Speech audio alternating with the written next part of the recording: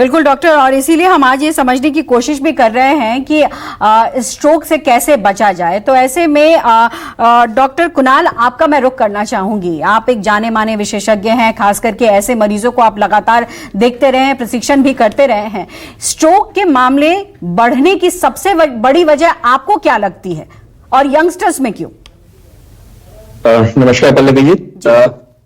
जो आज आपने अभी एकदम ठीक बोला कि जो नंबर्स डे बाय डे बढ़ रहे हैं, तो ये तो आंकड़े भी बताते हैं। अगर हमने लास्ट ईयर लैंसेट न्यूरोलॉजी में एक पब्लिश हुए थे आंकड़े हमारे ग्लोबल स्ट्रोक डेटा के ऊपर, उसमें भी हमारे बताए गए थे कि जो लगभग 6 मिलियन सब में हमारे स्ट्रोक से नंबर्स होते थे वर्ल्ड वाइड, वो अब अगर हम बात करें तो पिछले 3 दशक में वो आज लगभग 10 मिलियन नंबर्स हो चुके हैं। तो ये पिछले 3 दशक में जो इतने ऑलमोस्ट डबल नंबर्स हुए हैं, तो इसकी सबसे बड़ी वजह है कि जो स्ट्रोक के रिस्क फैक्टर्स हैं वो डे बाय डे बढ़ रहे हैं, वो कंट्रोल नहीं हो रहे हैं। सो अगर मैं नॉर्मल रिस्क फैक्टर्स की बात करूं, जो हमको ट्रेडिशनल रिस्क फैक्टर्स कहते हैं, जैसे शुगर हो गया, ब्लड प्रेशर हो गया, कोलेस्ट्रॉल हो गया, ये सारे के सारे ट्रेडिशनल रिस्क फैक्टर्स हैं।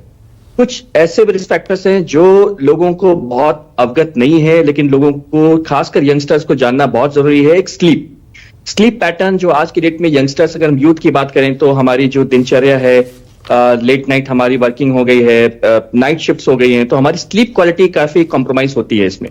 और कुछ ऐसे स्लीप डिजीजेस होते हैं जिसको हम ऑब्स्ट्रक्टिव स्लीप एपनिया कहते हैं, ओएसए कहते हैं। ये अगेन एक ऐसी बीमारी होती है जो बहुत हिडन है, लोगों को पता ही नहीं है ओएसए के बारे में। तो ये ऑब्स्ट्रक्टिव स्लीप एपनिया, जिसमें लोगों को बहुत कॉमनली सिम्टम्स खर्राटों के होते हैं, नींद प्रॉपर नहीं हो पाती, ये ऐसे रिस्क फैक्टर्स हैं, हिडन रिस्क फैक्टर्स, जो बहुत टाइम से हैं, लेकिन day by day sleep quality क्योंकि कॉम्प्रोमाइज हो रही है because of lifestyle, because of urbanization, ये ऐसी चीजें हैं जो डे बाय डे बढ़ रही हैं। इस पे हमारा कंट्रोल बहुत कम है।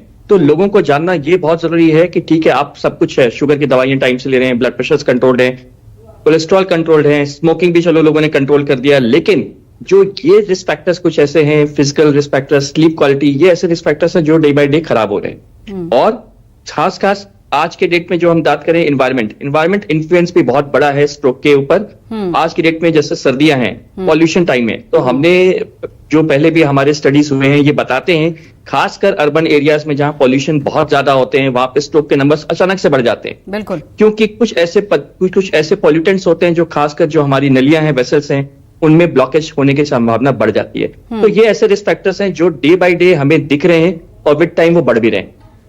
बिल्कुल, बहुत सही बात कही आपने, और इसीलिए मुझे लगता है उत्तर भारत के लोगों को ज्यादा सजग होने की जरूरत है, क्योंकि इस वक्त कई राज्यों में सबसे ज्यादा पोल्यूशन की स्थिति दिखाई पड़ रही है, और ऐसे में स्ट्रोक का खतरा इसीलिए बढ़ भी जाता है।